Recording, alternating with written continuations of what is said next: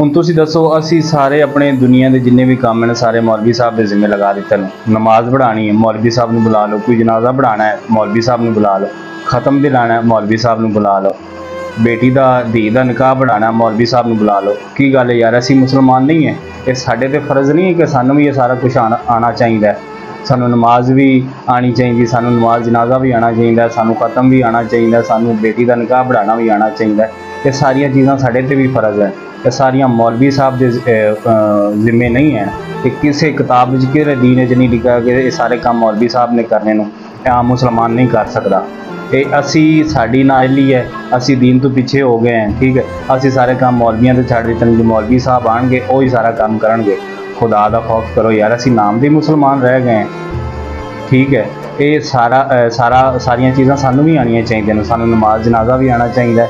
ਅਸੀਂ ਆਪਣੇ ਮਾਂ ਬਾਪ ਭੈਣਾਂ ਭਾਈਆਂ ਦਾ ਜਨਾਜ਼ਾ खुद पढ़ा ਸਕੀਏ। ठीक है, और निकाह असी धी भैन का अपना खुद पढ़ा सकीए। नमाज असी हर बंदा हर बंदे दे विच इन्नी होनी चाहिए कि वो नमाज पढ़ा सके।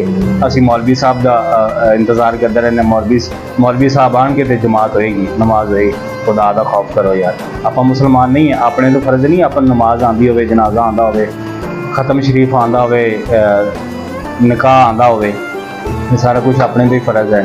ये आप मौलवियों को प्रोफैशनल बनाया है कि जनाब मौलवी साहब को सदो।